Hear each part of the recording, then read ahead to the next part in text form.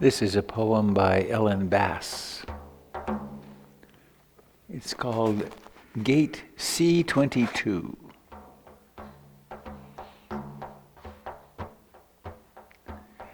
Gate C22.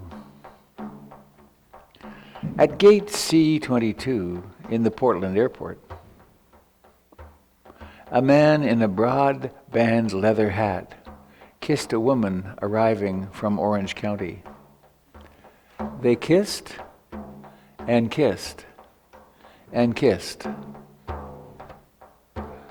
Long after the other passengers clicked the handles of their carry-ons and wheeled briskly toward short-term parking, that couple stood there, arms wrapped around each other, like he'd just staggered off the boat at Ellis Island, like she'd just been released at last from the ICU, snapped out of a coma, survived bone cancer, made it down from Annapurna with only the clothes she was wearing. Neither of them was young. His beard was gray. She carried a few extra pounds you could imagine her saying she had to lose. But they kissed lavish kisses, like the ocean in the morning, the way it gathers and swells, sucking each rock under, swallowing it again and again. We were all watching, passengers waiting for the delayed flight to San Jose, the stewardesses, the pilots, the aproned woman icing Cinnabons, the man selling sunglasses. We couldn't look away. We could taste those kisses crushed into our mouths. But the best part was his face.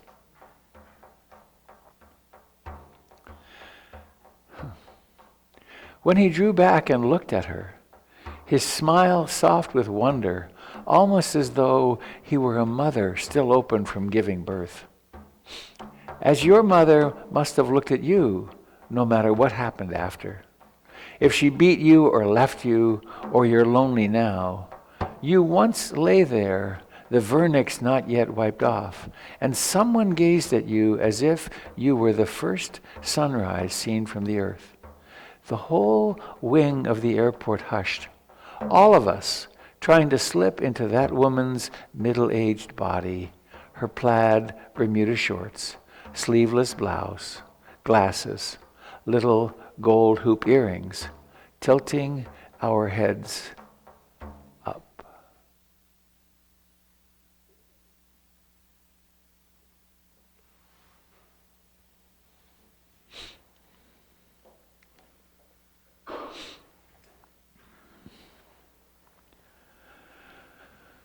Part of the Buddha's extraordinary discovery was that love is an essential ingredient in waking up.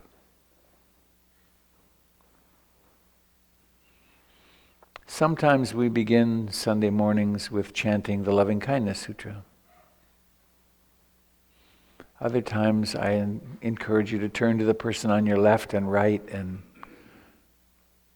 tell them something you like about yourself.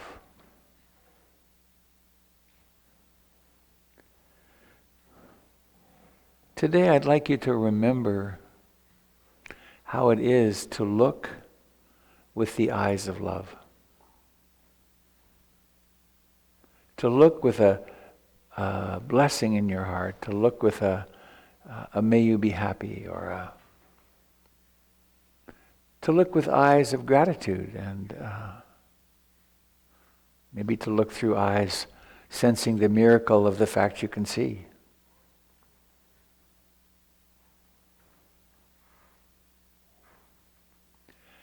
And then to the degree that it's comfortable, and only that much, I invite you to take a moment to look around the room and see if anyone's looking back. And to look with those eyes. It's the eyes of the mother holding the baby at the magic 18 inches. Can we dare to do this?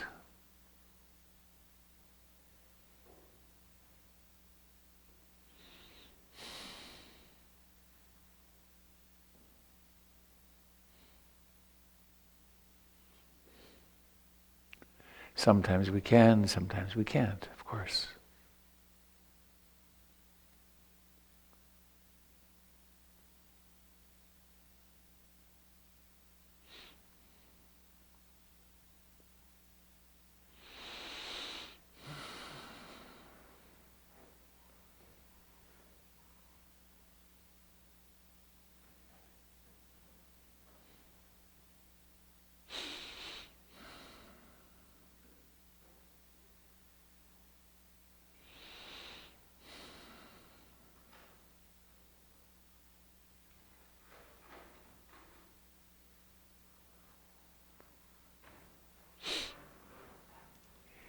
If we pause, or when we pause, and when this mind of doing, the mind of solving the problem, pauses, we see the world for the first time. We see our beloved for the first time. We see the snapdragons on the front porch for the first time.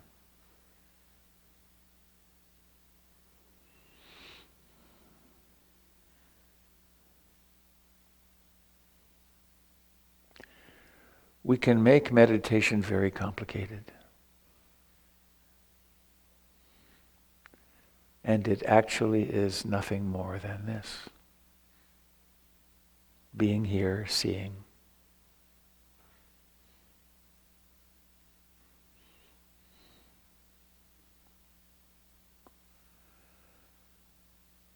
So we have this marvelous tradition that's been passed down to us, where we come together and sit. It's not that the sitting is the meditation. The meditation happens in the form of sitting, and Jim will lead us in some movement, and then we'll go home. And the meditation is this attitude of being present.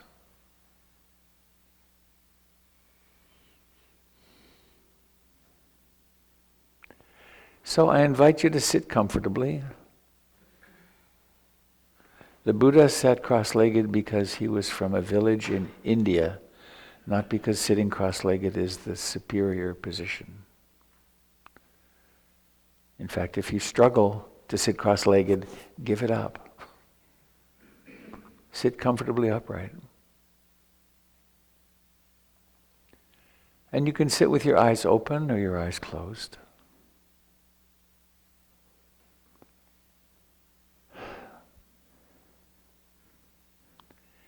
And become aware that you're sitting here.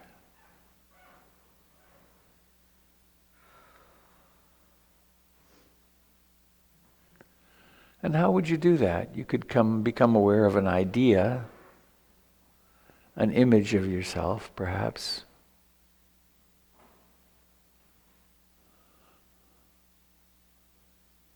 Or you could become aware of the sensations in your body.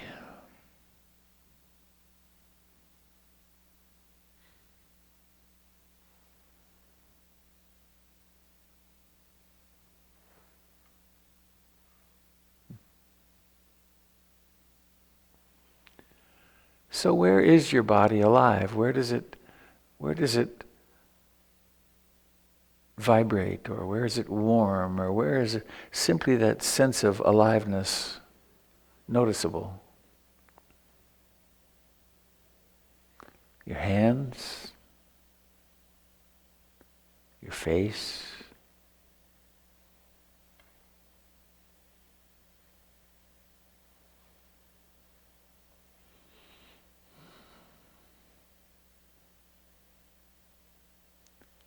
perhaps your lips, or your buttocks pressing into the cushion, or your feet.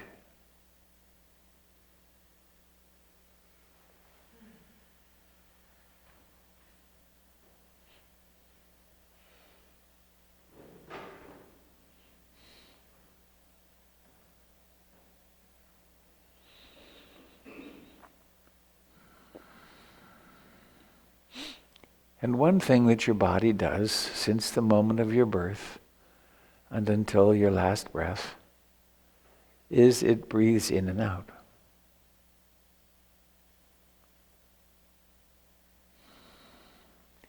You don't have to do anything to have it breathe in and out, it just does it.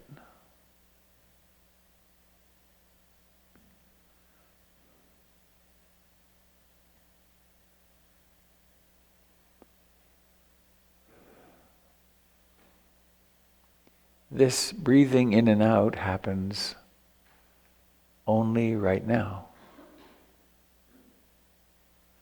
And so if you bring awareness to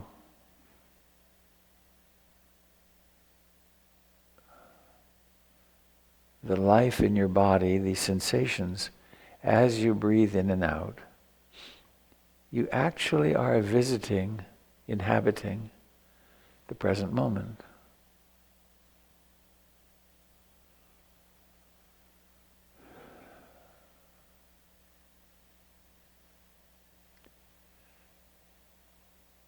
And there are, of course, many ways of exercising with breathing, the yogic pranayama and abdominal breathing. And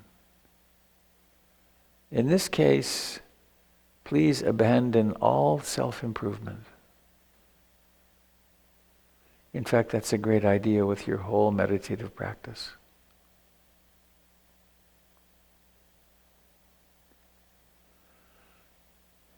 Let yourself be your own natural, one-of-a-kind, absolutely priceless person.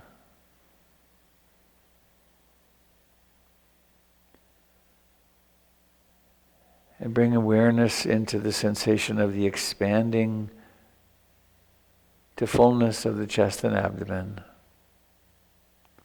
and then the decline.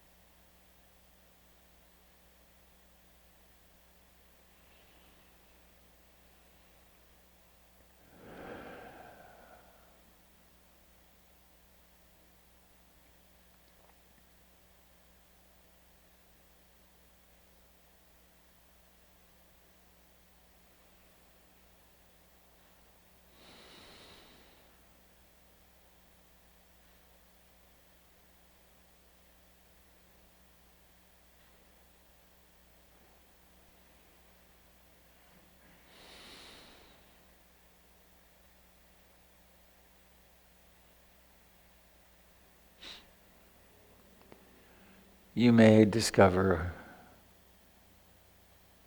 that in addition to the body breathing, there are ambient sounds and hearing.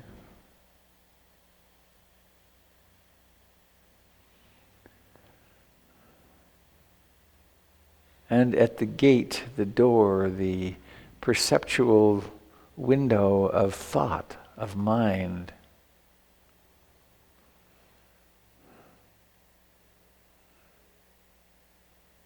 you may well discover that there are lots of thoughts, opinions, evaluations, emotions.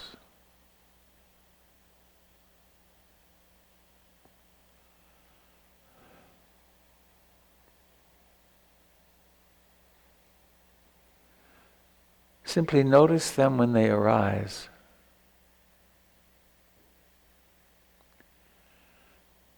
And then come back to this sensation of breathing.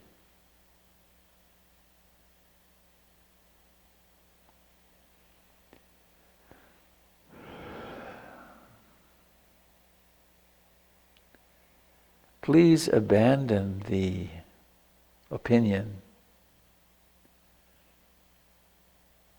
that it would be a better moment if you could get rid of these thoughts.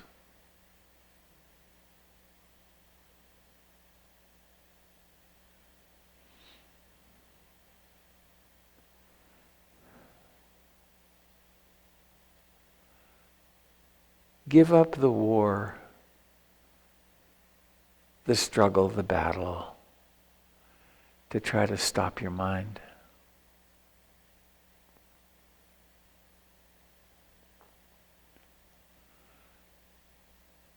Instead, see it for what it is.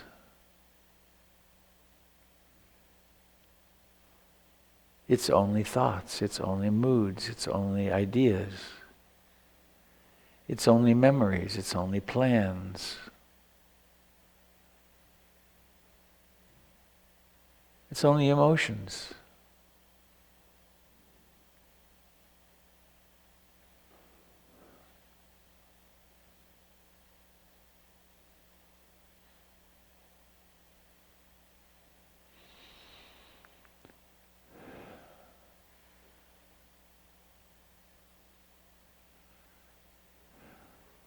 Let yourself have the break that you've been longing for all your life.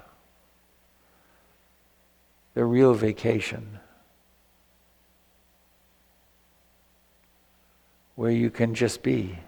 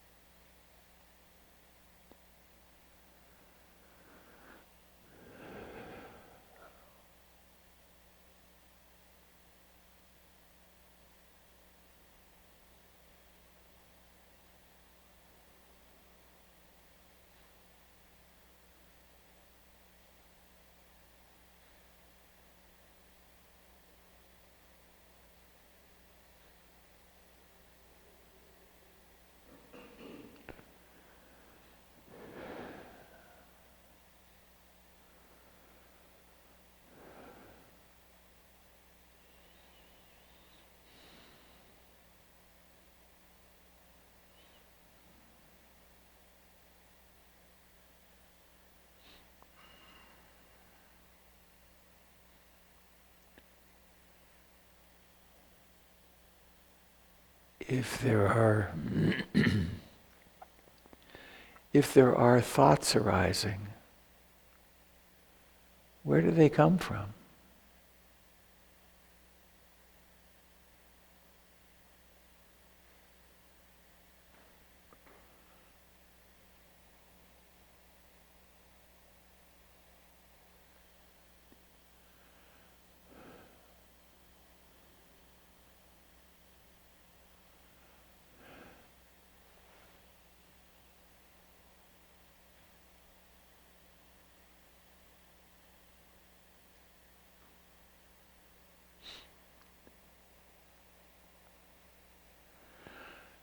Sometimes there are obsessive thoughts, thoughts of fear or desire or aversion, or sometimes the mind is completely restless, crazed. Sometimes it's super dull and falling asleep. And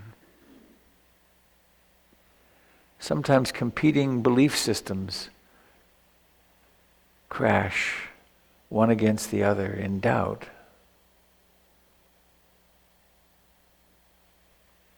Sometimes there are powerful emotions,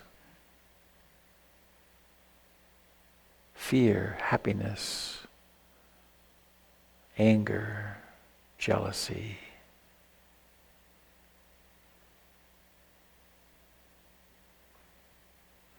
For our entire lives, these waves of phenomena have been flashing through consciousness.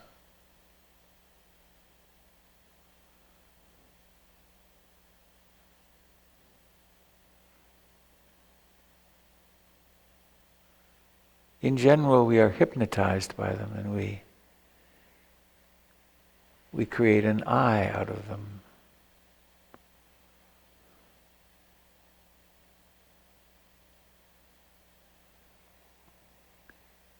As we practice mindfulness, non-judgmental, affectionate awareness,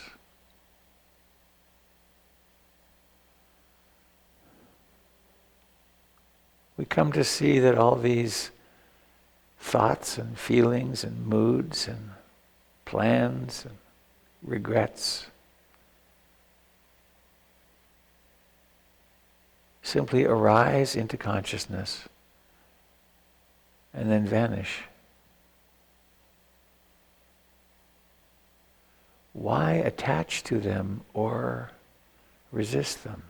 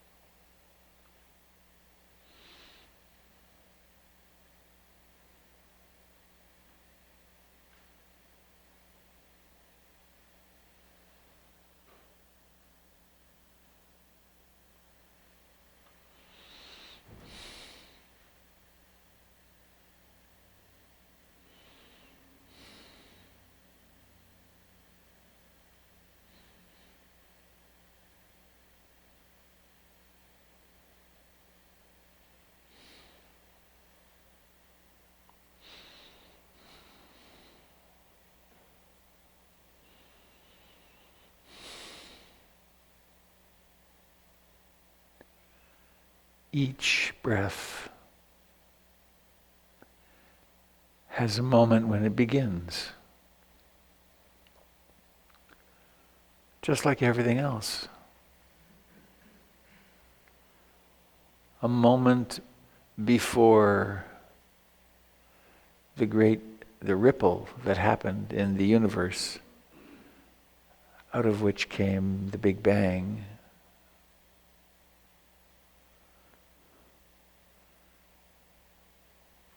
It wasn't there, and then suddenly it was.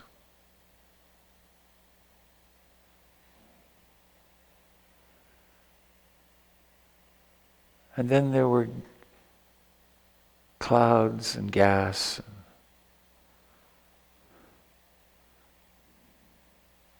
nuclear fusion, and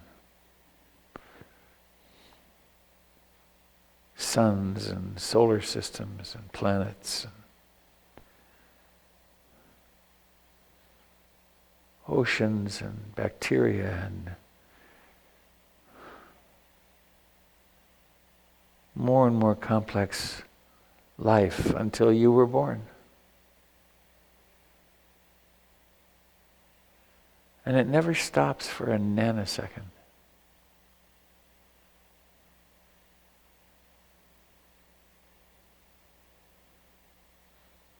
Food comes in, gets digested, turns into sugars, and gets burned in the muscles, and go to the brain, and consciousness arises, and awareness arises, and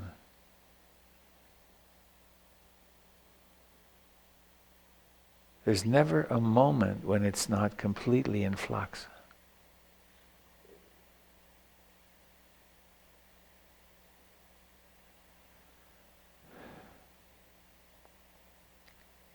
It's not an exaggeration to say that you are the universe in process.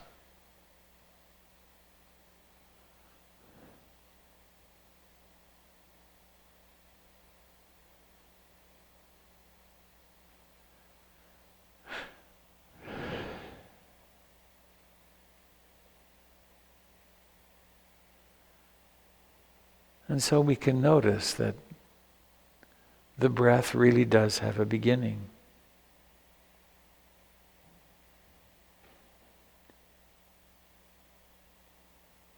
Has a beginning, and then it has a rising to fullness, and then it pauses sort of, and then it begins to decline, and then it vanishes.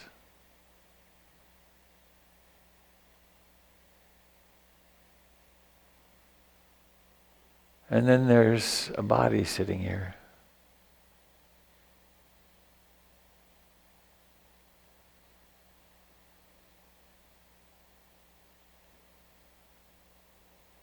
And then from somewhere comes the impulse to breathe again.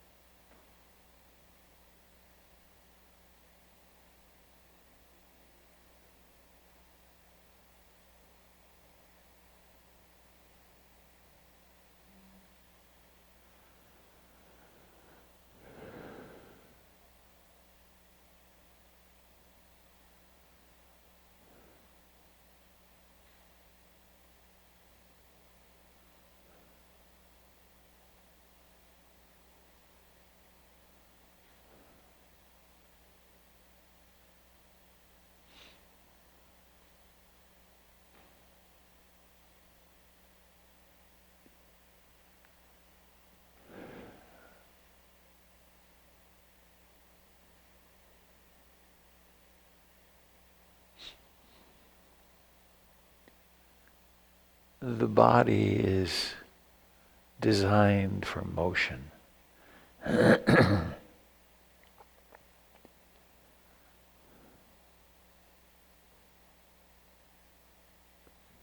It thrives on changes of posture.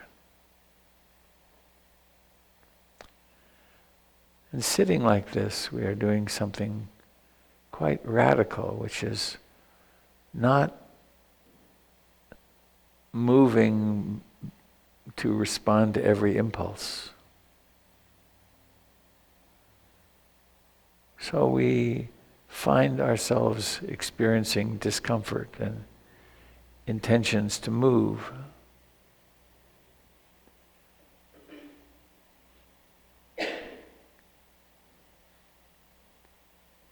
And as part of our training of renunciation,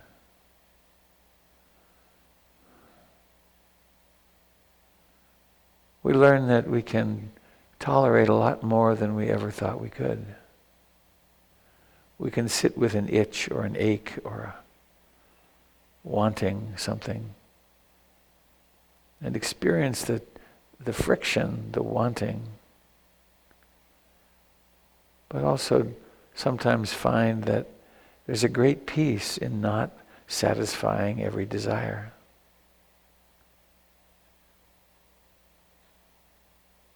Perhaps even of coming to not presume that every desire or impulse is worthy of following.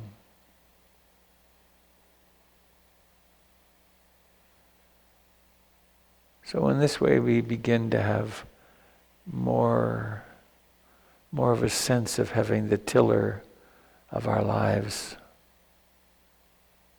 in our hand and heart.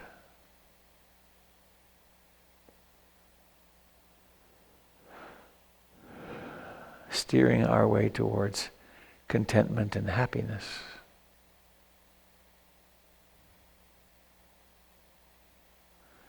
And we do this one breath at a time.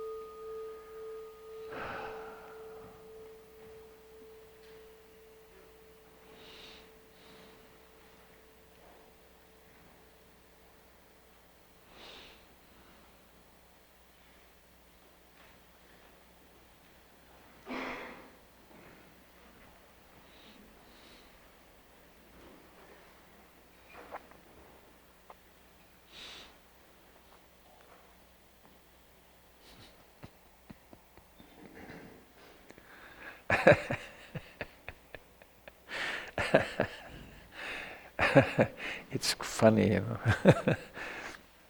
A bell rings twice, and suddenly a room full of people who've been sitting completely still erupts into movement. It's like, oh, phew, I can move. So, I remember years back I went to the symphony. I got season tickets for a couple of years. Went to the symphony and everyone would sit so still. And that last kaboom would happen and all hell would break loose. It's like, oh boy, it was quite funny. Jim, would you be kind enough to take the helm?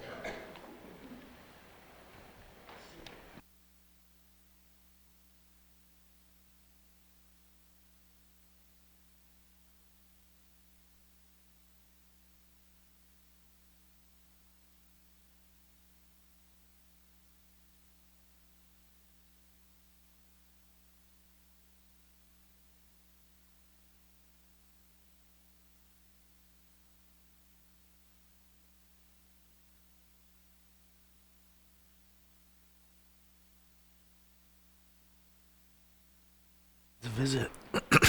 Needs a visit from tech support every once in a while.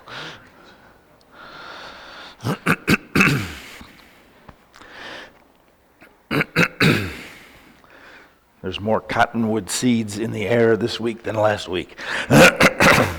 Pardon me. All right. So we stand on these two pegs. Let the center of gravity kind of shift a little bit forward and back and left to right, and notice how the connection with the floor changes.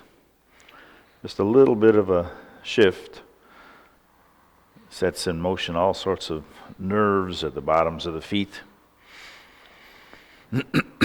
up the leg into the hips, so we can have our body kind of hanging out to dry over here or hanging out to dry over there, and it still stays upright.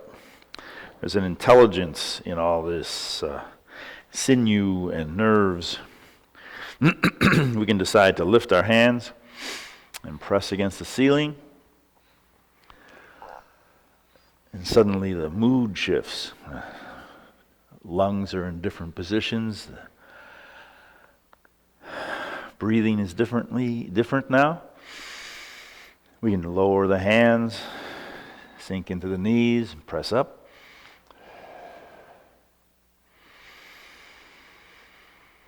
There's different quality of vitality in the body. Breathing in, breathing out.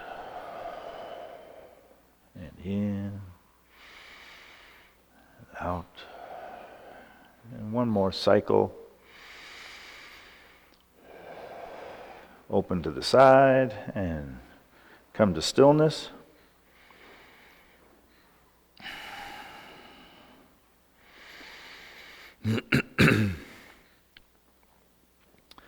One of my students brought me a DVD of a group in a park in London where everyone was holding big yellow balloons.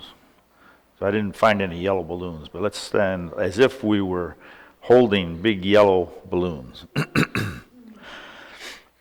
And we'll take this yellow balloon here and sink and drop it down to about the waist and then bring it back up. So we set in motion this mental image, and then the body responds with movement, coordination, breathing. We can breathe out, going down, breathe in, coming up. This gentle turning of the wrist, gentle sinking into the knees. And there's a quality of balance and calming.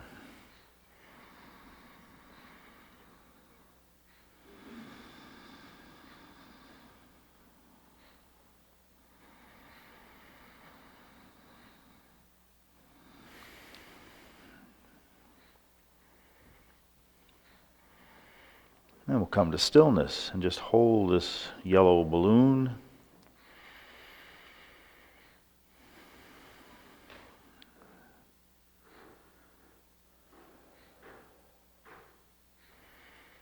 And gently push it forward. Take the weight a little bit into the toes. Then draw it back. And again, gentle movement in the wrists so that the balloon is kind of turning and coming back. Turning.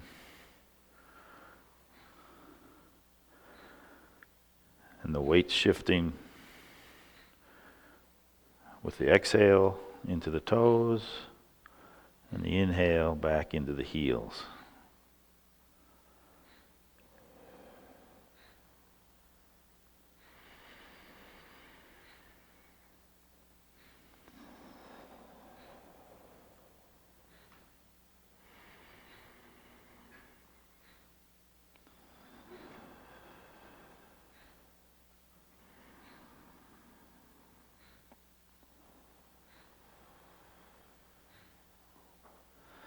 And coming to stillness again.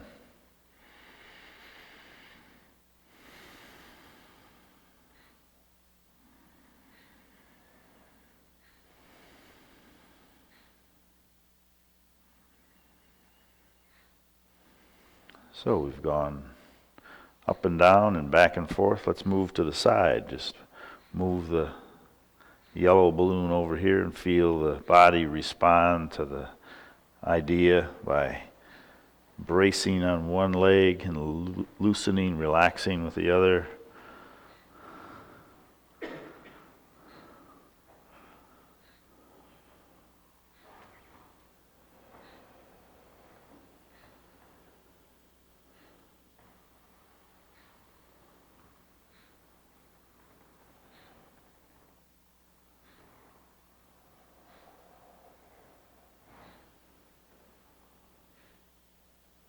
A body full of life, full of vitality and sensations.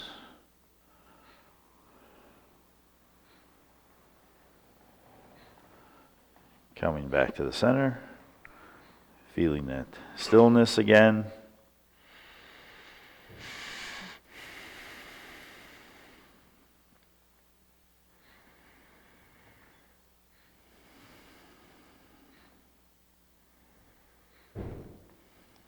And then turning to the right, maybe taking a step at about a 45-degree angle, we'll push this balloon out and down, and then bring it forward, up and along the body, and then out and down.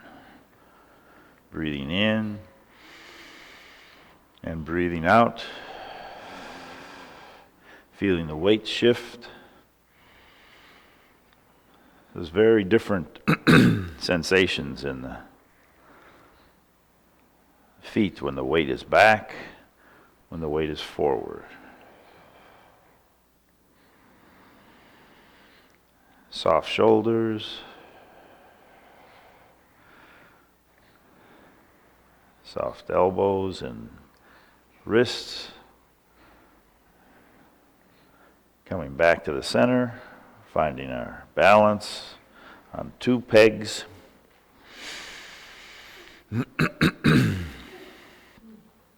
Turning to the left, stepping out 45 and reaching down, breathing in as you come up.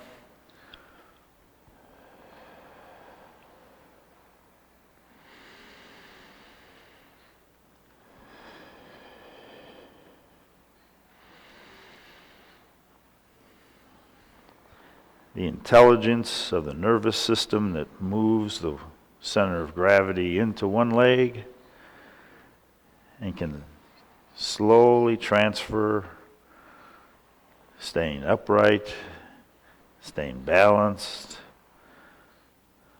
as if there was a balloon between our two hands.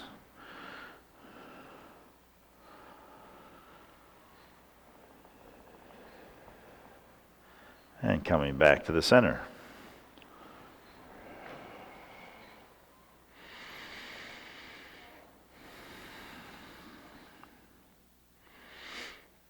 And of course we can do the same thing on the other side by going down and out and up.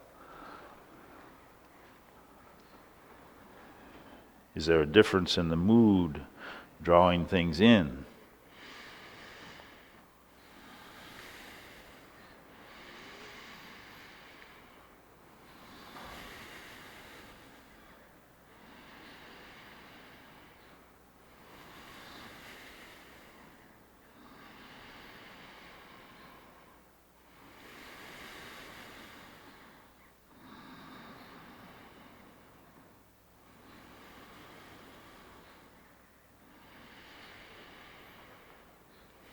And one more.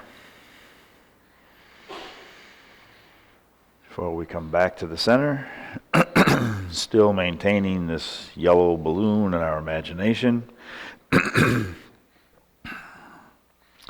Turning 45, pushing down, gathering in, and drawing back.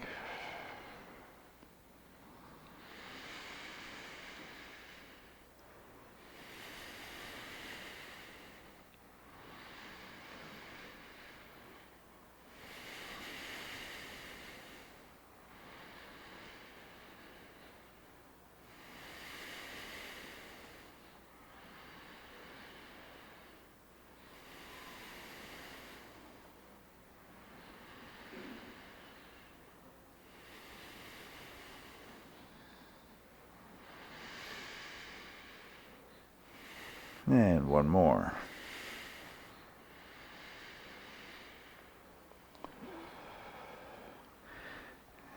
And then in our imagination, just allowing the balloon to disappear and press the palms towards the earth at about the height of the waist, maybe a little higher, wherever there's a nice curve to the arms. And notice the vitality in the palms of the hands and the fingers.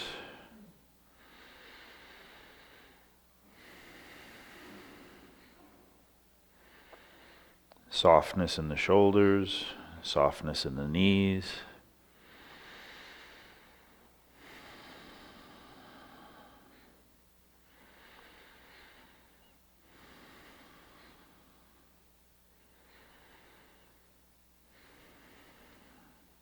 We can lower the arms and turn the palms outward and just gather up energy and bring it down the core of our body, from the crown of the head down into the feet.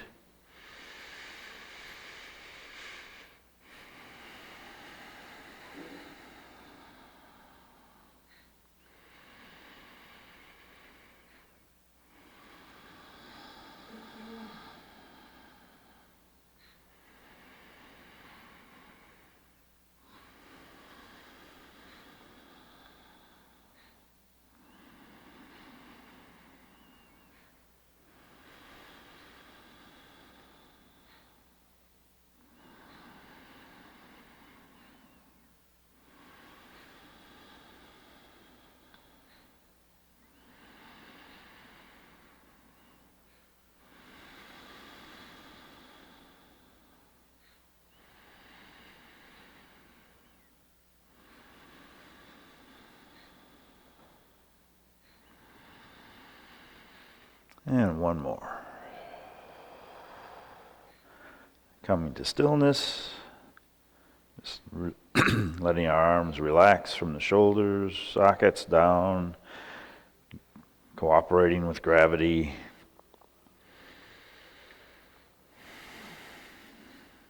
And noticing the vitality in the hands and fingers now.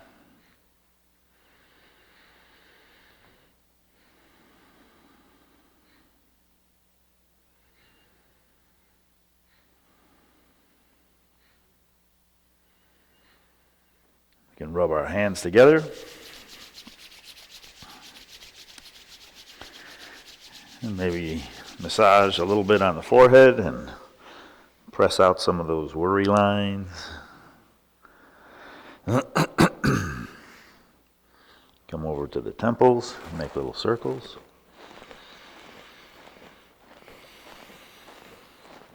And the jaw, the gums above, the teeth and the gums underneath.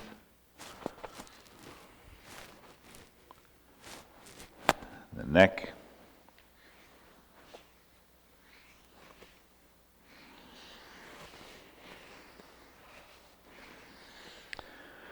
Reach one arm out and gather energy and draw it in. And the other arm, continue for a few moments. Swimming in an ocean of energy.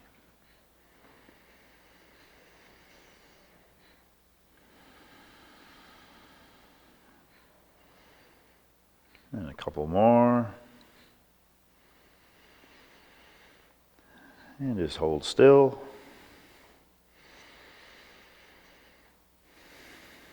Appreciate the fact that you're upright and standing and breathing and surrounded by all these wonderful people. Thank you.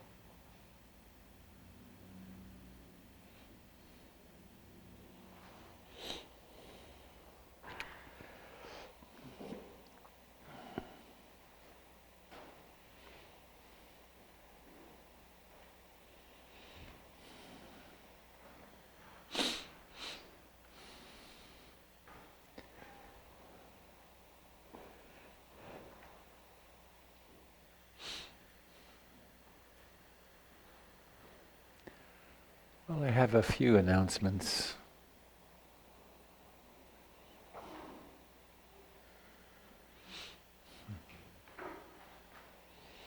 And this mind is resistant.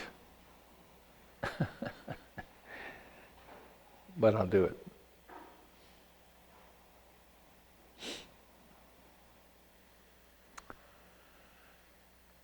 PIMC is an experiment. It's a first generation Dharma center. It's really, in many ways, it's one of a kind. And you're here because some call has come from inside. Something you're wanting or needing. And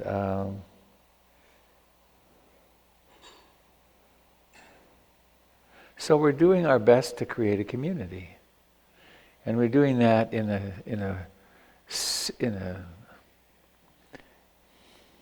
larger community that is so busy and so driven and so competitive and so our greed is so tempted all the time, and there's this invitation to come and practice and to learn to be happier. I know Ruth Dennison, this picture over here, my teacher for many years. In her later years, when people asked her what she did for a living, she said, "I teach people how to be happy."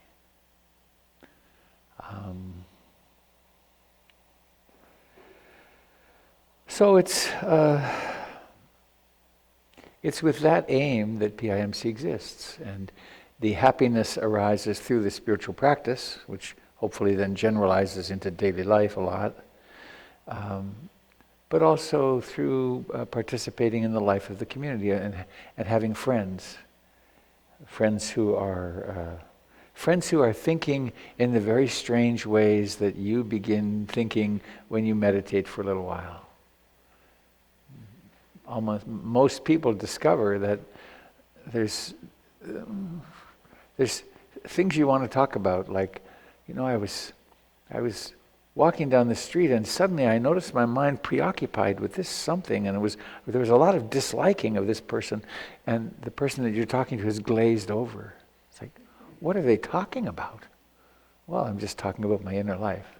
So one of the purposes of community is to provide friendship, and the Buddha called it Sangha, or community.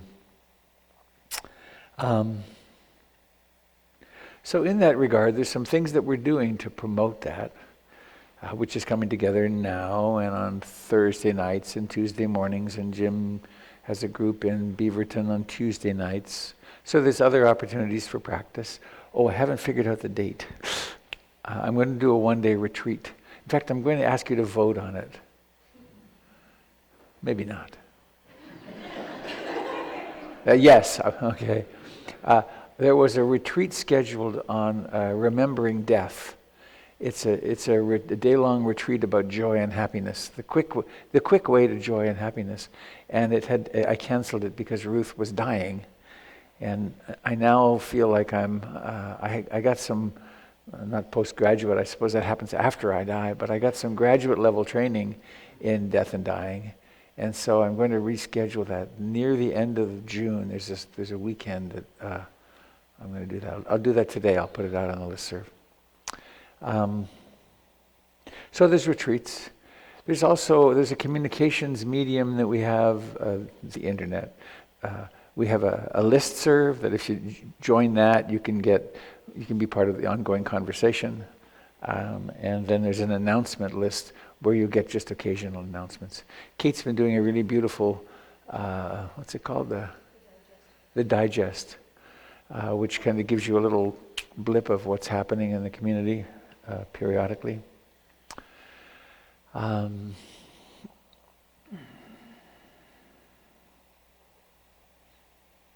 We have Jenny, thank you for being our hospitality queen. Queen Czar, Tsarina. There's lovely food available afterwards, and if you'd like to come and have a cup of tea or coffee and meet one another, that's thing that's possible. Ethan is here. He's would you raise your hand, Ethan? He's our volunteer coordinator. Another way that you become part of a community is, surprise, is to participate. And if you wash a window or dust a Buddha or vacuum a carpet or do something, suddenly it becomes your place. And the reality is, this is your place. This is not mine. It's a non-profit church. And so to the degree that you want to be participant, you can be participant. If there's something you would like to see happening here that isn't happening here, talk to Ethan or to me or to Kate. Beware, however, because with me, you'll most likely hear me say, well, that's great. How are you going to lead it? But maybe not,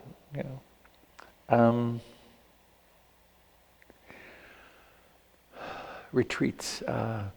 The Brighton Bush retreat is full, coming up in June, but there's still space in a 12-day retreat that I'm going to lead in Nelson, British Columbia. And if there's any way to hack that out of your schedule and come join us, I highly recommend it. Life-changing.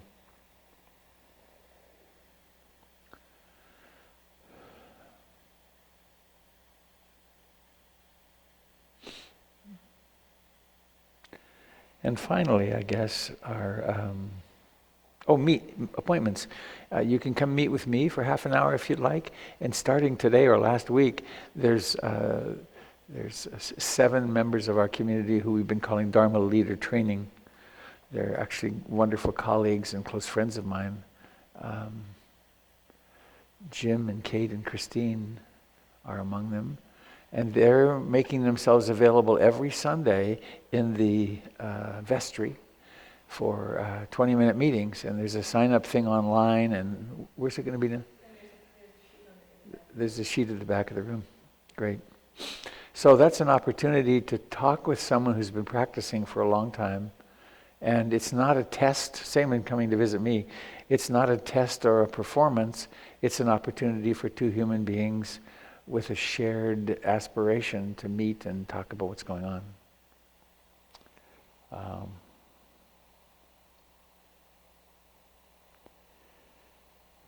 And Dana, this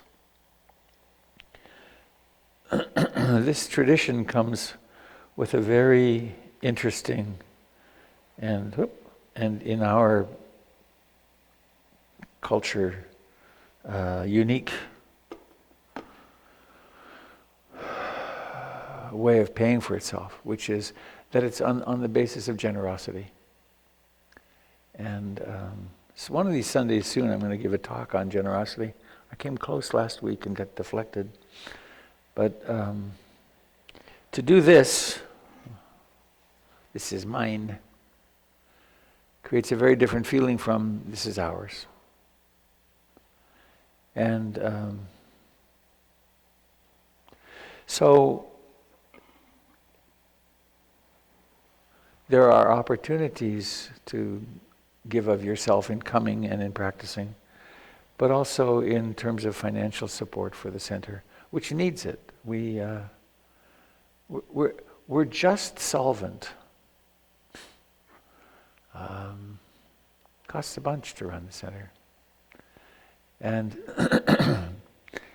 to run a center on donations in a culture that says, what's your lowest, best possible price? And maybe if I wait a few weeks, there'll be a sale. There isn't that here.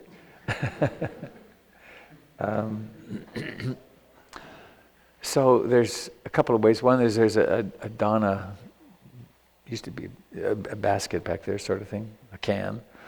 And you can put some financial support in there if you'd like. There's also something called the Stewardship Circle, in which you would go online and you make a monthly commitment, and it can be $5 a month or $100 a month, or how do they do it on NPR? You could get bigger and bigger. Well, it could be, you could be giving us your eldest child. No, that's not right. Anyway, It's a way to provide ongoing support for this center, which is a spore or a seed that started in Burma and Thailand and landed here, and there's the intention of having it last longer than us, of it starting something. It is something very beautiful, but for this beautiful something to persist over time and to flourish. Arnold Toynbee, British historian, sometime in the middle of the 60s, I think, had a very hard time in his life, and I think he came to America. Anyway, he encountered Buddhism, and it changed his life. And he made a prediction that when historians look back on the 20th century, the big event, or one of the major events, is going to be the coming of Buddhism to the West. Because Buddhism transforms every culture it enters. It's always done that, and it is continuing to do so. I was a psychotherapist 35 years ago, and I was introducing meditation or mindfulness, and nobody, it's like, what? I went around talking to doctors, actually. You could refer people to me for stress management. What? They just didn't understand what I was saying. They literally didn't understand. Couldn't make sense of it. And now, mindfulness is everywhere. Mindfulness is spreading faster, or about as fast as allowing gay marriage. And I'd like a hand of applause, a little rousing applause for the Irish. Yes! Yay! I mean, what's going on? Minds are changing. People are becoming loving. It's kind of out of control. So,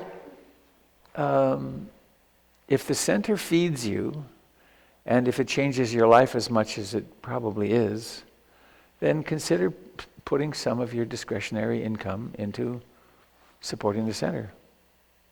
It's a choice. We have to make the choice in this case.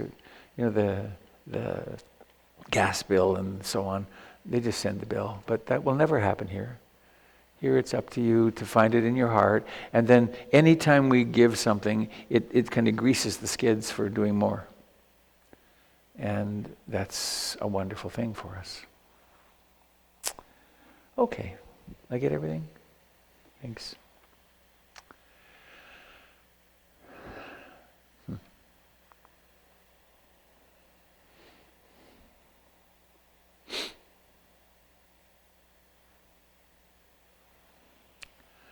A poem again. I do love these poems.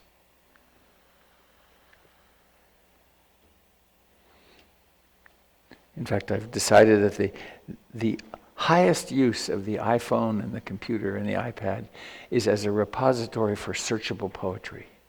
It's like across platforms. It's just so cool. So this is a poem from Kabir, 15th century, I believe, Sufi mystic.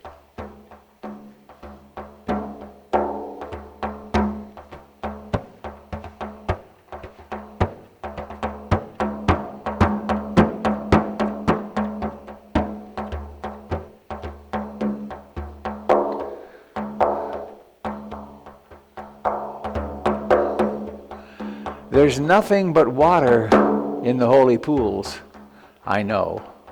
I've been swimming in them. All the gods, sculpted of wood or ivory, cannot say a word. I know, I've been crying out to them. The sacred books of the East are nothing but words. I looked through their covers one day sideways. What Kabir talks of is only what he has lived through. If you have not lived through something, it is not true.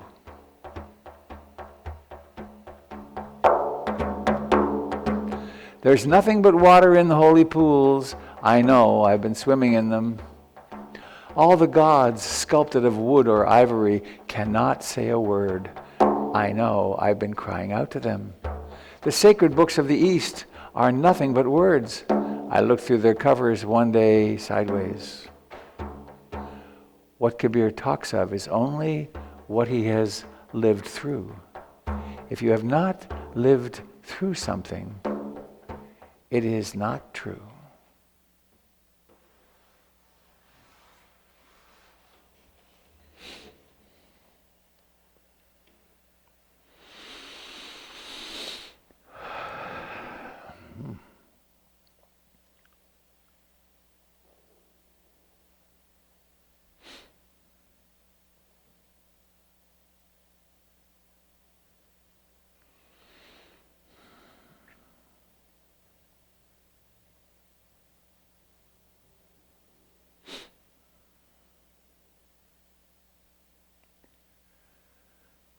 I am discovering that Ruth's death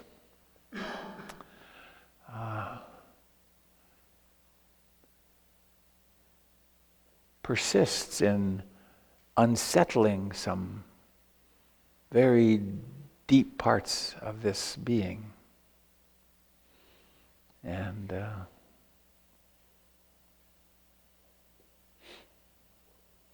I suppose if it was anybody else, I would say, well, of course you're still grieving. It's only been 3 months. But there's been a certain, it's like, all right, get on with it, you know.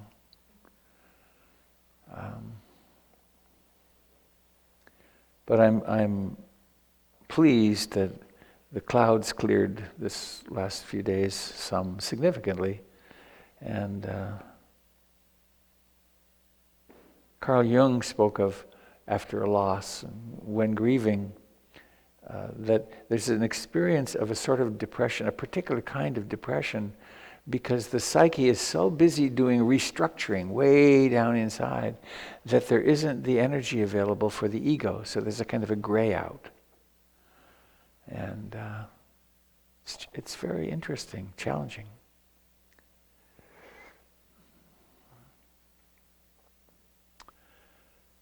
And I'm noticing quite a change in the consciousness that is emerging, which is a lot more spontaneous mindfulness. It's almost like I can't shake it. It's like it keeps being very persistent. And I thought what I might do today is a guided meditation.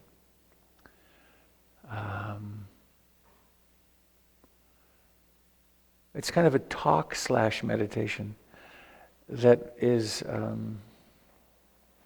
descriptive of how a human mind might experience itself as it begins as a beginner and as it moves through into a much more spacious consciousness. So to do that, I'd like to invite you to sit comfortably. And I do mean comfortably. Don't get into your self-torture posture. I must be getting somewhere because I'm hurting.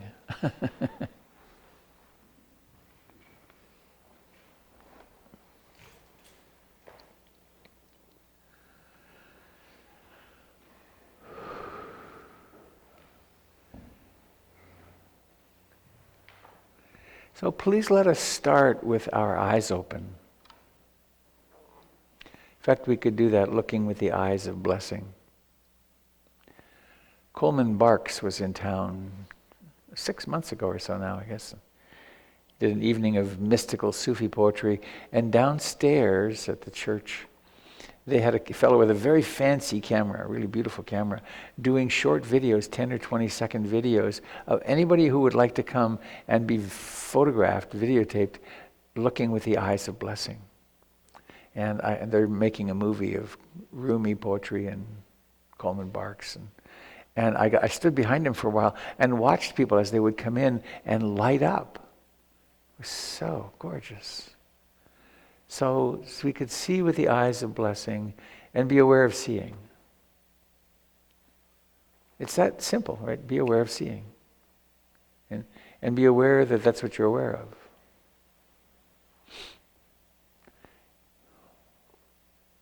And then notice the intention to let your eyes close, and then let that intention operationalize, and then let the eyes close. If you wish, they can be open as well.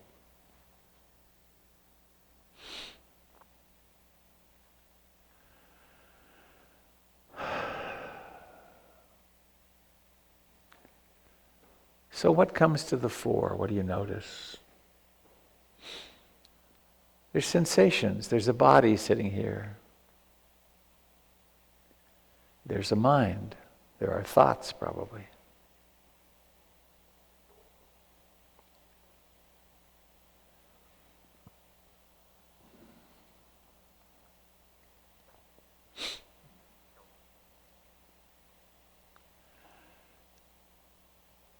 So let's imagine that you've never meditated before.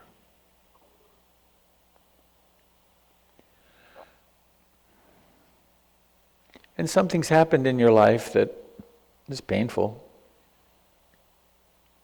A loss or a disappointment or sickness or something.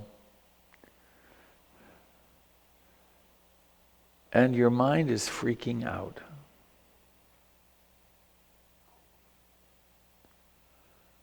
You can't sleep, perhaps. And you perhaps go to your coping mechanisms of substance use or abuse or constant work or constant study, obsessive something. And it's as though you're trying to run away from it. And we do, sometimes we do for weeks or months or years or sometimes decades.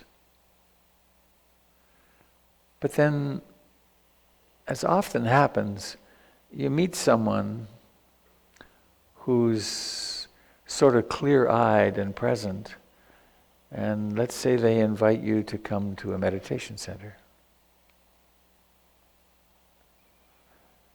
And there you get some very simple instruction. Sit comfortably upright. Whenever your mind wanders, come back to something simple. Come back to the sensations of your body as it breathes. From time to time, notice the contact of your body with the chair, or the aches or pains that are in your body.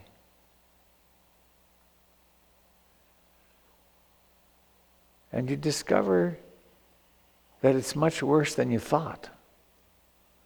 The mind is more out of control than you ever thought. Because for the first time ever, you're paying attention to it. And it's so bad, actually, that you can hardly ever find your breath. And sometimes it gets doubly bad because then the mind's capacity to judge itself gets fired off. And then not only are you failing to control your mind, but there's this conditioned attack beast, which is criticizing you for not being able to control your mind.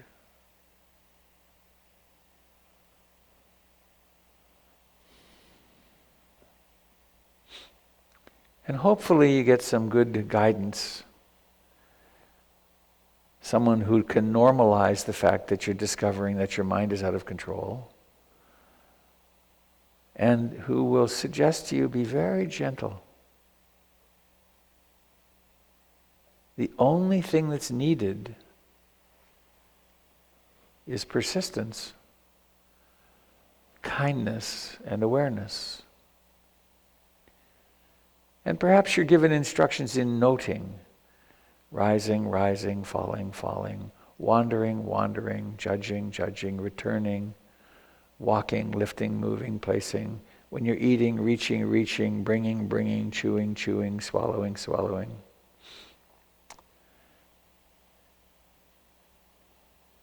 And so you have an experience of being a person who has a wandering mind, or an extremely freaked out, obsessive mind, or perhaps a mind full of anger, or confusion, doubt. And so this person is doing a practice to train the mind, to bring the mind back to the breath, and lo and behold, it works sometimes. You can actually be present for a breath or 2 breaths or maybe 5.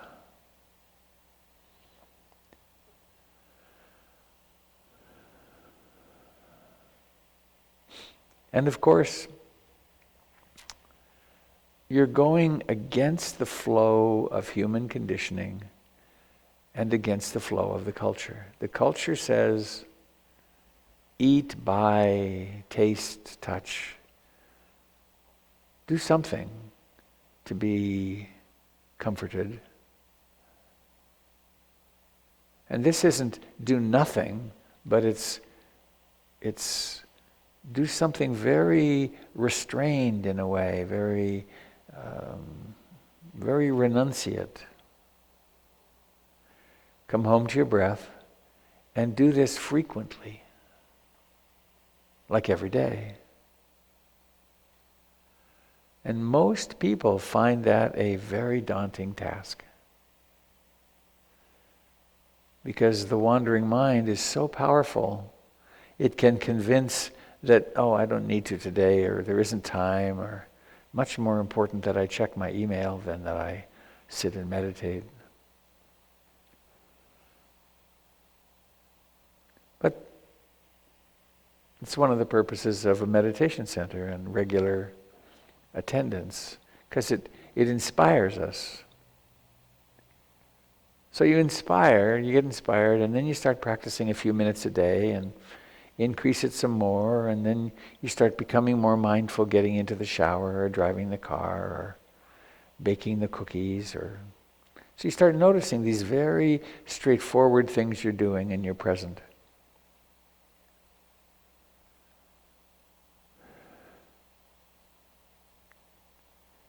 And maybe you give yourself the great gift of a retreat or a day of retreat.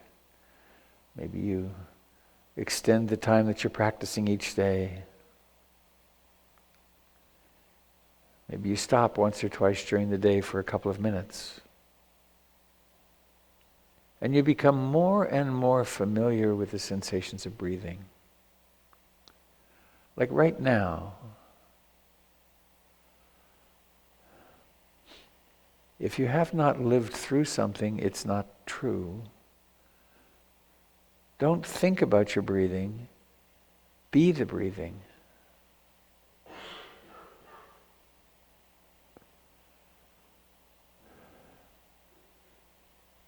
No theory is required. All theories are burdens in this case. Abandon all the spiritual teachings you've ever heard. Just be simply with breathing in and breathing out.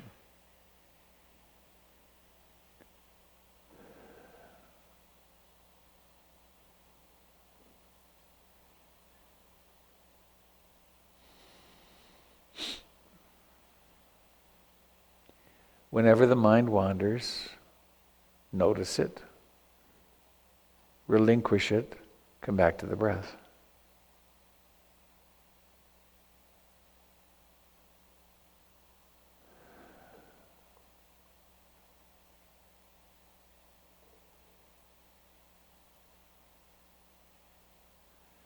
Notice that your breath occurs within a context.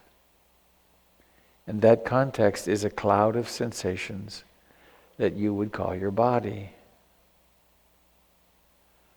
Goes all the way from the tip of your toes, through your legs and pelvis and torso and shoulders and arms and hands and head and neck. It's all a tingling mass of life. And it breathes in and out.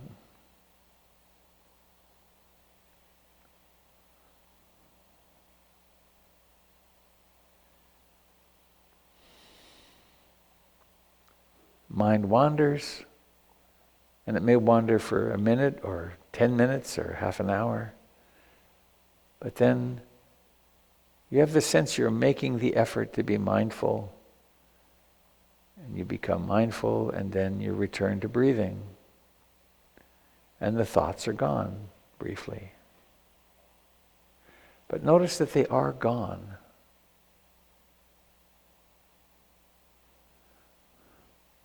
even in the midst of the most frantic, obsessed thoughts, even in the midst of panic attacks,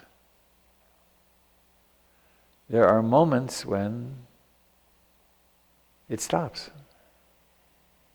There's just presence. Hard to notice those moments, though, when there's so much noise. But you become better at it. You become more interested in your inner life. And as you become more interested, the details of it become more obvious.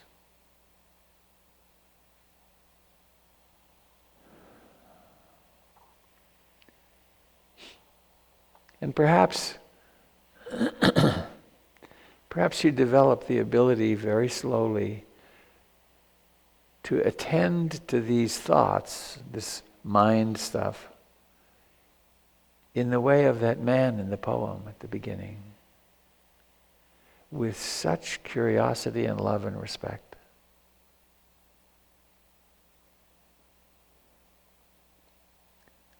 You still are experiencing the thoughts as somewhat of a problem, and you want to get rid of them, so come back to the breath.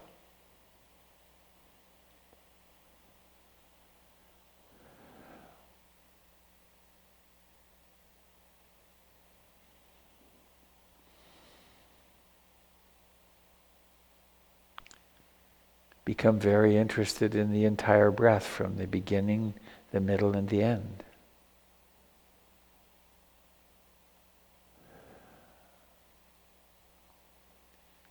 Learn what it's like to be concentrated.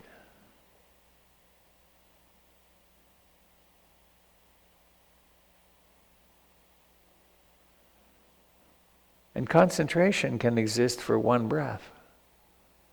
It doesn't have to go on for a long period of time. Since there is no such thing as a long period of time, there's only this breath.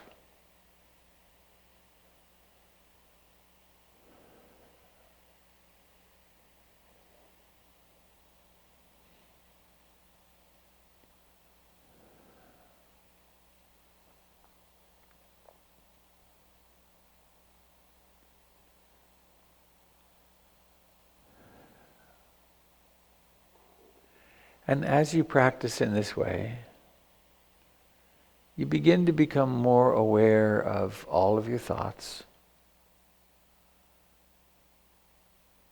And you discover that you can no longer get away with yourself, said Ruth. Angry thoughts become more obvious, jealous thoughts, fearful thoughts. And you also notice your behavior in the world. And once you start noticing the behaviors that were previously unconscious that are not helpful, like speaking ill of another, gossiping, or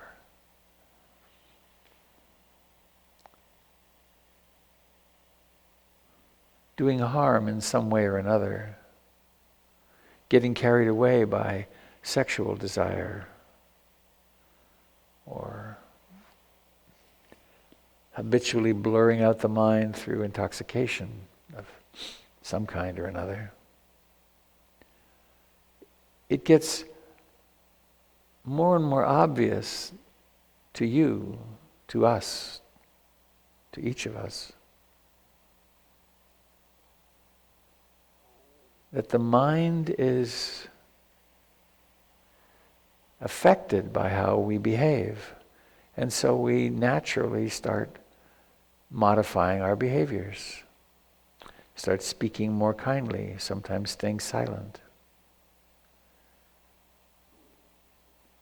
And along with that, you're practicing with some regularity. Coming here to practice sometimes, or coming routinely.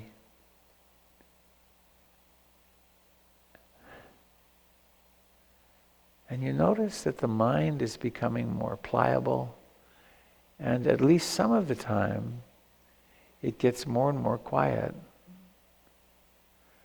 not through extortion or violence, but really through relaxation.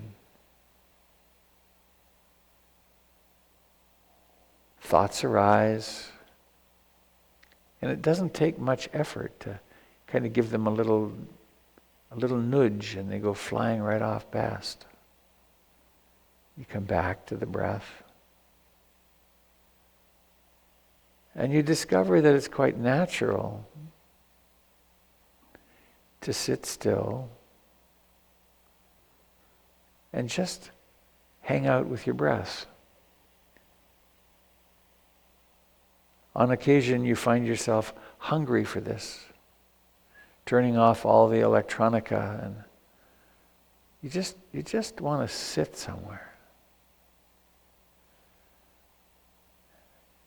And that sense of ease and peace becomes more and more attractive and delicious.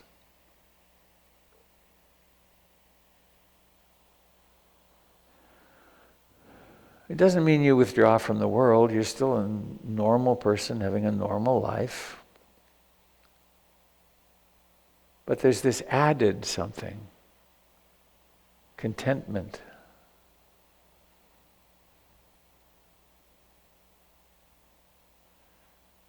And the mind still wanders, but you're getting more and more skilled at noticing it, returning to the breath, and abiding.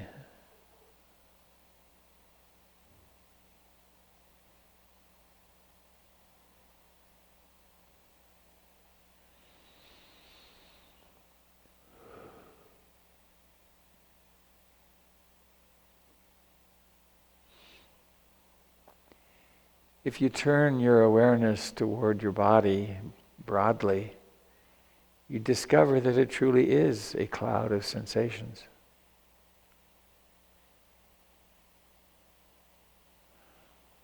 Where a while back there were hands,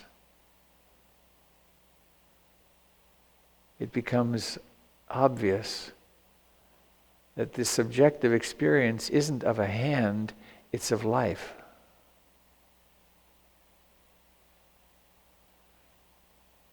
To be experiencing a hand is to be in a thought, in an imagination.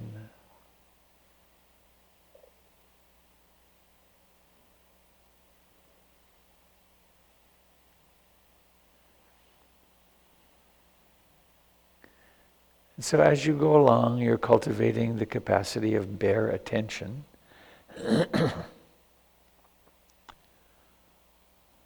Strengthening concentration and mindfulness, as well as curiosity and energy and tranquility and equanimity. These are the enlightenment factors.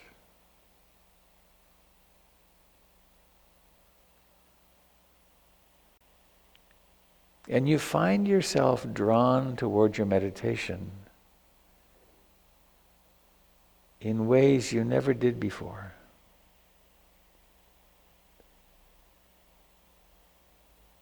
Instead of, well, I promised I'd meditate for 20 minutes, you may find yourself checking your watch and realizing, wow, well, I can squeeze out 25 minutes here. I wish I had more, but I'll make great use of what I have. And you sit down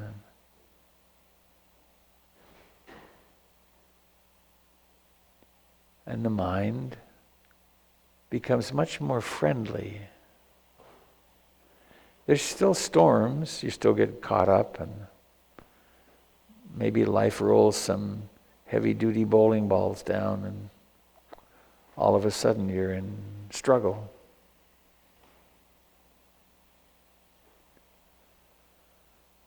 But sometimes there's this ease of being, breathing in, breathing out.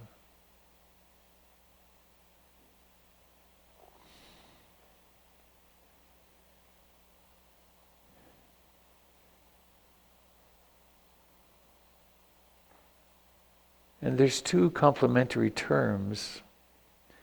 There's centrifugal force, which is the tendency of a whirling object to keep going straight rather than curve and stay in orbit. And centripetal force, which is the force that pulls the object toward the center.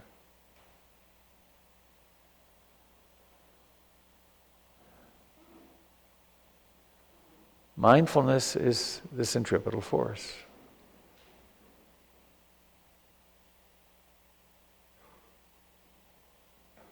And so there's a moving toward calm and centeredness. And the centrifugal forces of greed, hatred, and ignorance are suppressed. And you find yourself quite effortlessly present with breathing in and breathing out.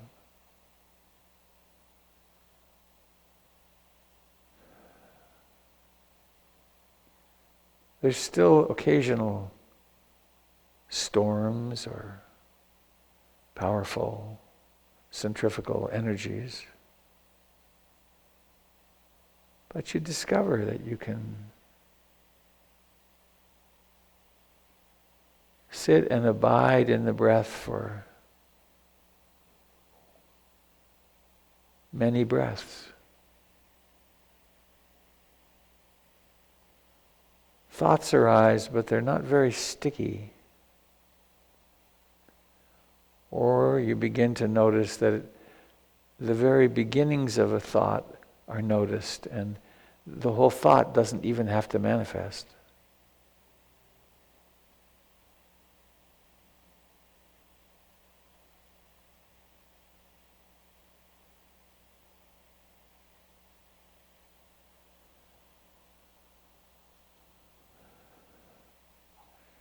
And all along up till now, you've been having a home base with the breath.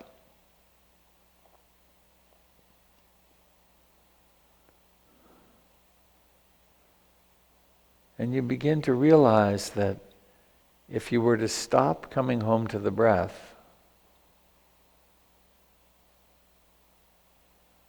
the mind would stay still. That self that was following the instruction of come home to the breath, intervene, that I-ness is seen to be somewhat unnecessary. It's perceived as a structure in mind that's extra effort where none is needed.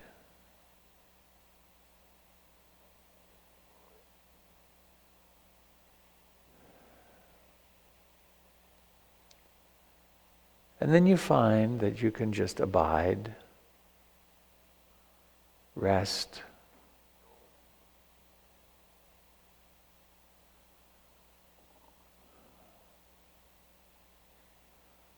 thoughts arise, and you discover that the effort to stop thoughts is also not necessary. Because thoughts are like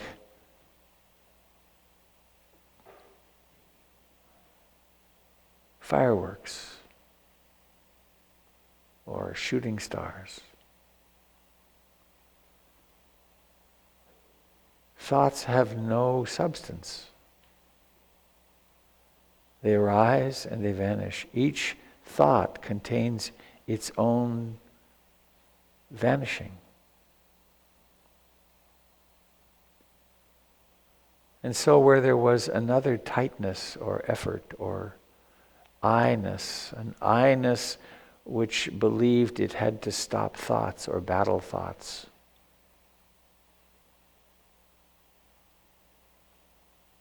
that is seen for what it is, which is another thought.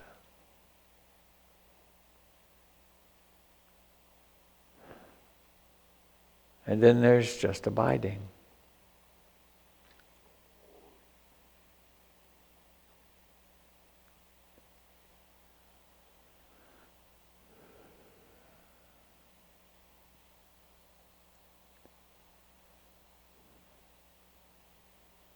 And it's at this stage where vipassana begins. In earnest, it's there before, but vipassana meaning seeing things as they truly are. And there are some strategies that people use. One is to float a thought in to this choiceless awareness. Is anything permanent here? And it's not an intellectual discussion, it's just a thought. What's permanent here?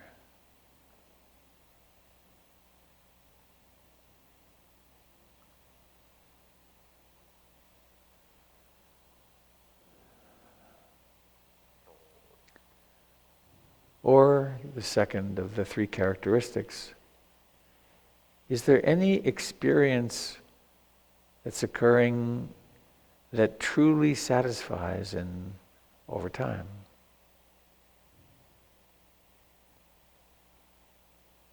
One thing you start to notice is that the slightest clinging, the slightest wanting something to be different is tension, is stress, is dukkha. Even the stress, the tension to get rid of a thought, a particular thought. The thought isn't dukkha, it's the non-acceptance of it that is a tension. A self forms that is in judgment of the thought.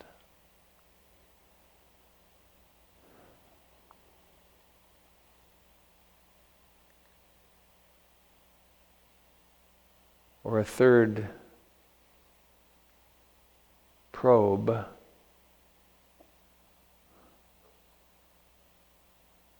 is there anywhere in here that I can find a self?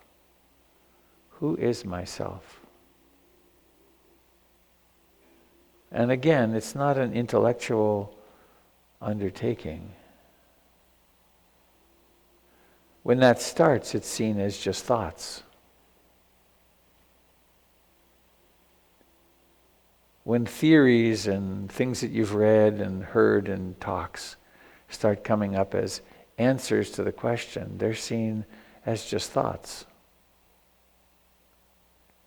Since your interest is in direct experience and truly living through, you become less and less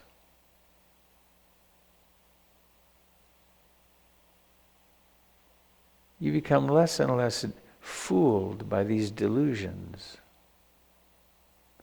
subtle delusions.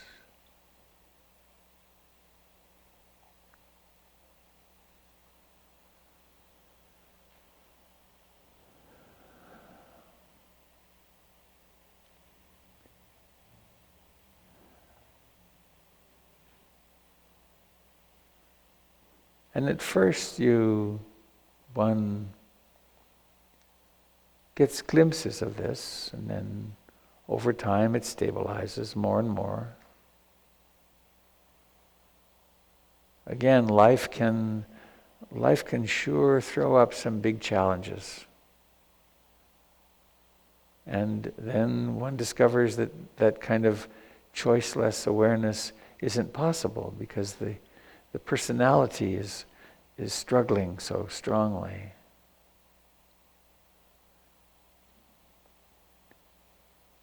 And our purpose isn't to get rid of the personality or to get rid of the ego. That would be catastrophic.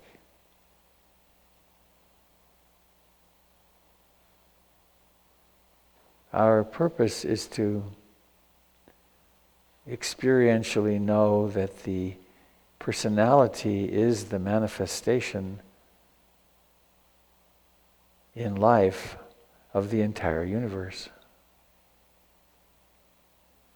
It's not separate any more than a wave is separate from the ocean. Just as the earth flowers, she peoples, and as she peoples, she ideas and thoughts and emotions. And then they're gone. And then we're gone.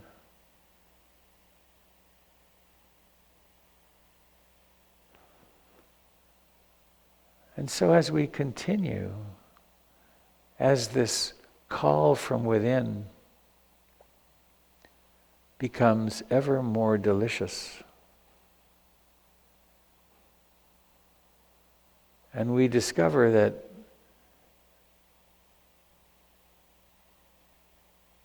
what used to be a person who is trying to be mindful, who is waking up to mindfulness during daily activities, we discover that the mindfulness is somewhat spontaneously current, no matter what we're doing.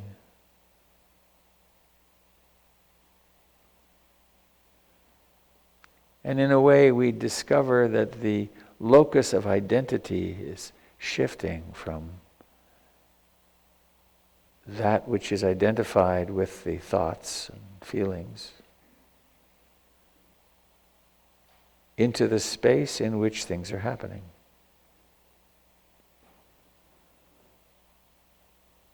And this is the movement in the direction where there's the recognition that everything happens inside consciousness.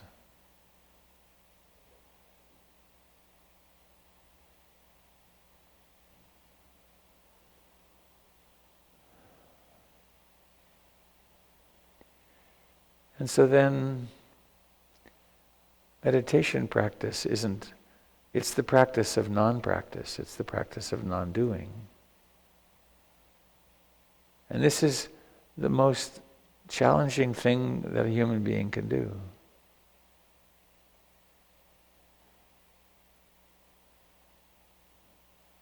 It is a form of death, and there's resistance to that.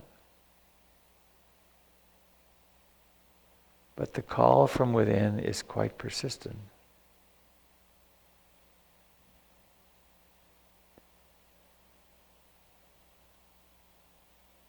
And then there's just the practice of doing nothing.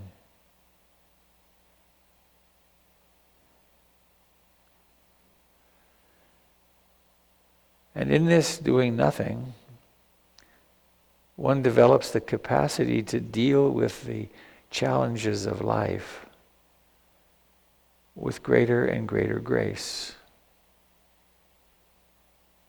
Can still get totally sucked in. But like those Russian dolls that roll back upright, there's a natural righting mechanism.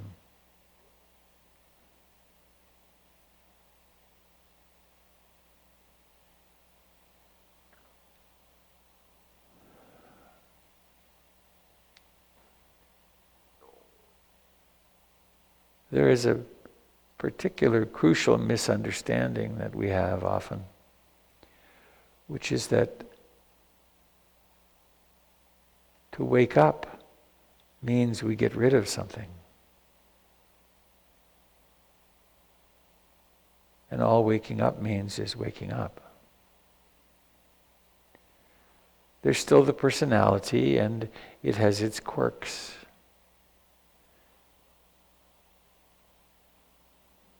Ever so slowly, the neurotic patterns wind down because we're neither resisting nor indulging them. They're just unwinding.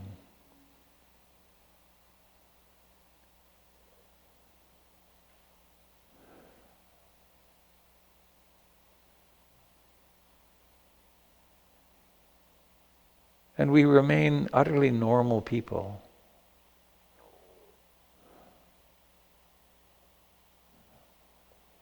There's not a sense of I'm better than, because that's such a tension in the mind. Who would want it? Nor I am worse than, because that's another tension.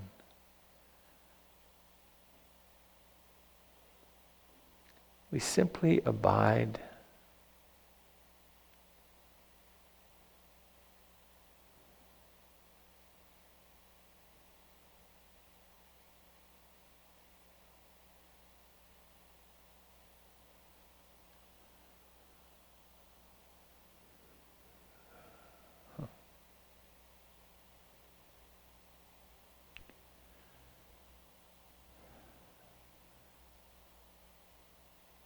And it's said that in this spacious abiding we have become that. I am that.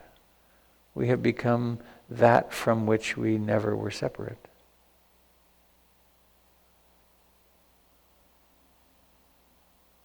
And we do this with greater and greater respect for our separateness and the separateness of others. This process of crystallization, and taking on a body or becoming a body.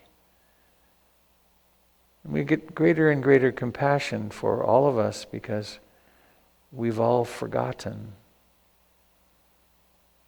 our true great nature. But not so much anymore. All it takes is a glimpse, and the dream is seen as what it is, the dream. And so then we can become more lighthearted in a way. Even in great suffering, we can remember at least, all right, this is the contracted me.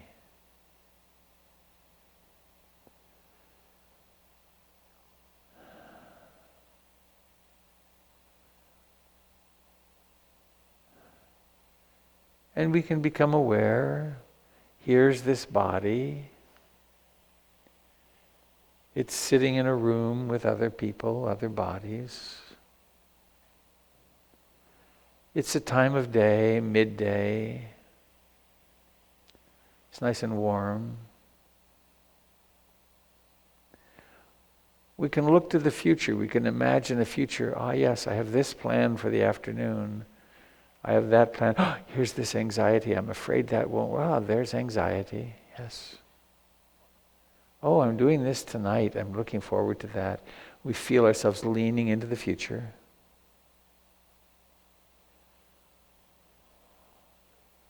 And we become more and more loving of this that is our separate opportunity. It's with this that we live ourselves forward into the future. And with this that we can then relate to others, or we can now relate to others. So please,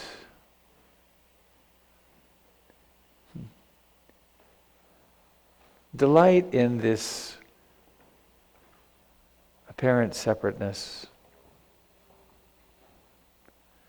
recognizing that it is a manifestation of that which is not separate. Nothing needs to change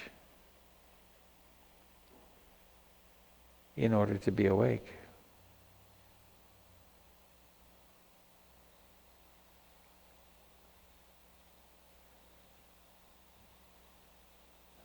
And notice your breath. What a wonderful friend. Since the very beginning, since before you existed, because you didn't really begin to exist until age 2 or so. Then the idea of I developed.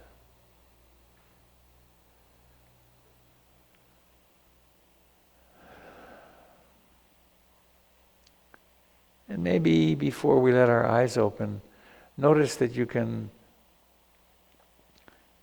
move matter at a distance, apparently, and let your hands open and stretch a little bit. Be very present and aware of it.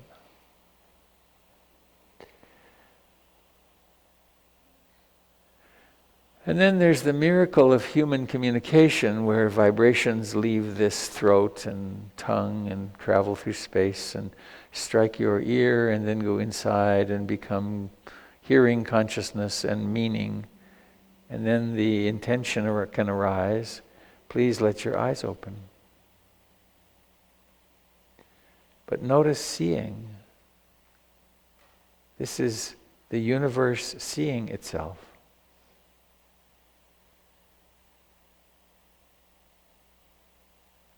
Seeing.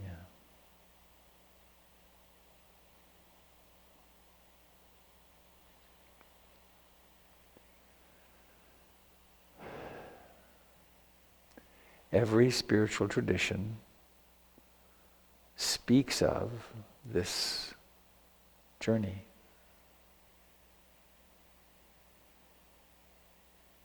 And it's natural and inevitable. And somehow it seems to involve effort. For some of us, a lot of effort. Some people just spontaneously wake up. I was not one of those. I'm still not.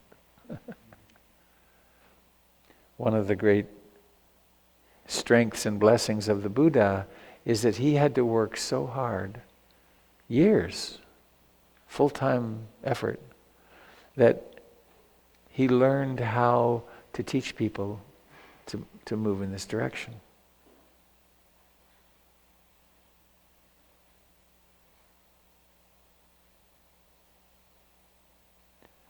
So notice that nothing needs to change to be here in this gentle, interactive way.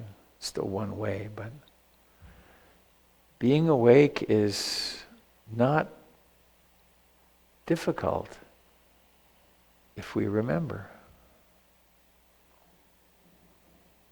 That's one of the translations for Satipatthana Vipassana is the practice of recollection, recollecting ourselves.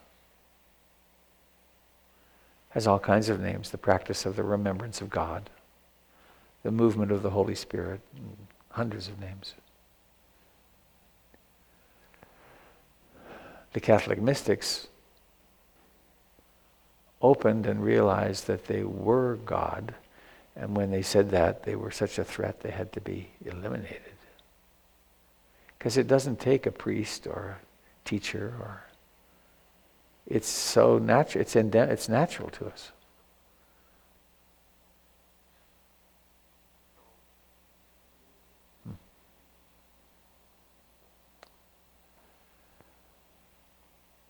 So may we all remember to soften and relax into the beauty of our being. From Ruth.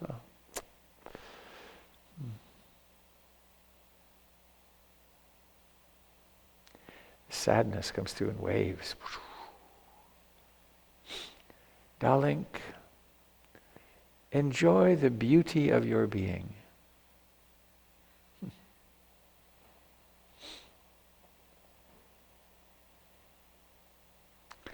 And may this mindful presence become our constant companion.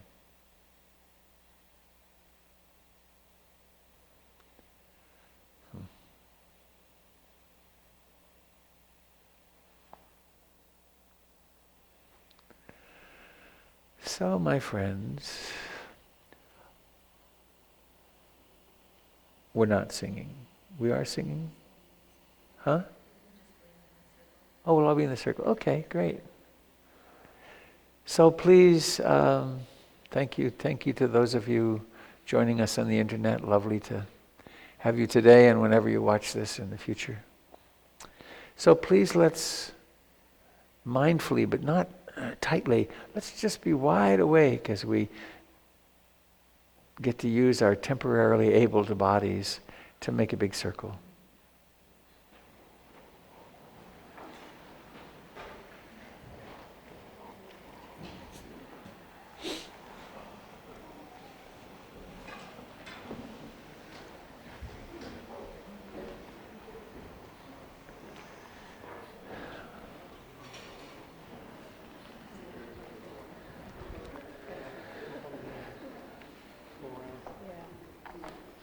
Okay.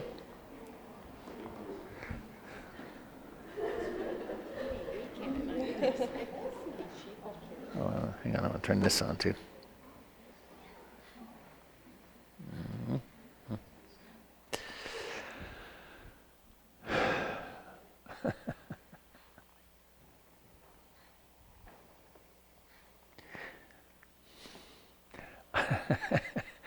I'm having to push aside.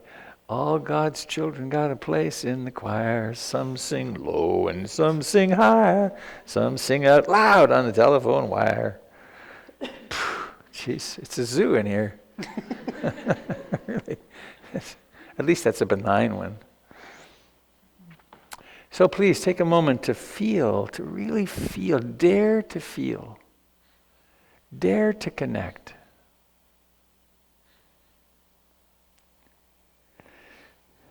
Of course, there's the difficulty with actually letting ourselves connect because we know it's temporary. It exists in time. But why not? And give the hand on your left a little squeeze.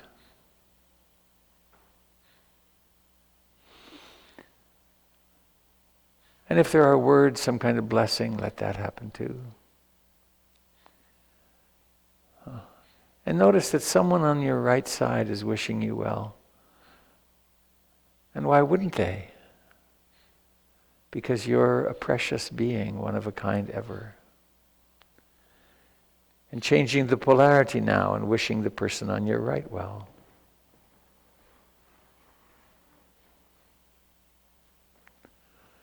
And all around our circle and to all the hands of the entire planet, to our loved ones, including our loved ones, and including those against whom we hold grudges.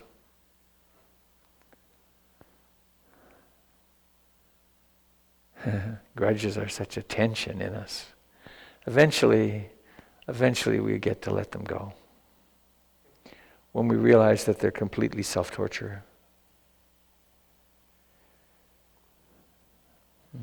We don't forgive others for their sake. We forgive others so we can be happy.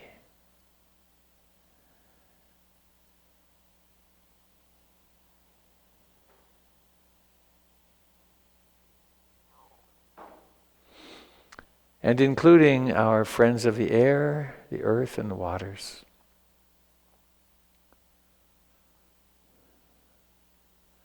And let's do the Pali version today. A chant from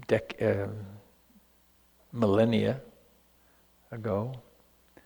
The words are Bhavatu Sabe Mangalam. Bhavatu Sabe Mangalam. And they mean, may all beings receive all blessings. May all beings be happy. So please join me. We'll sing them 3 times with the intention from the heart to send our love in all directions. And then sadhu. Sadhu means well done, or may it be thus, or it is so. Bhavatu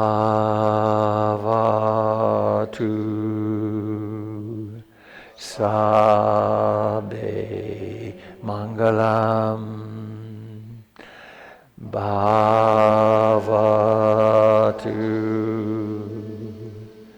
Sabe Mangalam.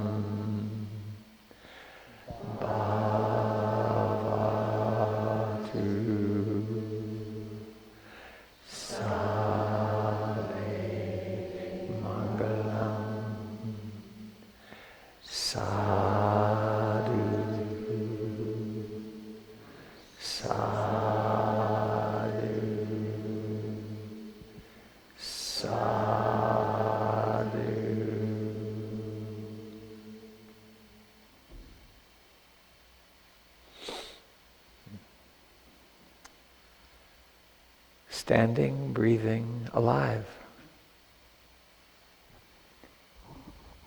Remarkably, beautifully alive. To the degree that it's comfortable, I invite you to let your eyes open and see with the eyes of blessing.